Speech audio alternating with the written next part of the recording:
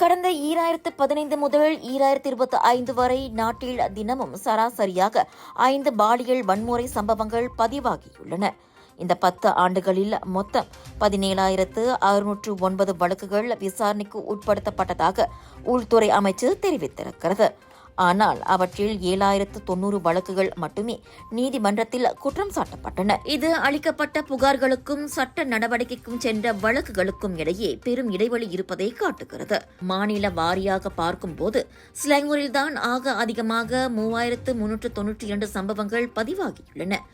அடுத்ததாக ஜோஹரில் 2,006 சம்பவங்களும், சபாவில் 1,817, கடாவில் 1,465 சம்பவங்களும் பதிவாகியிருக்கின்றன. ஆக குறைவாக பர்லீஸில் 275 சம்பவங்கள் பதிவு செய்யப்பட்டன.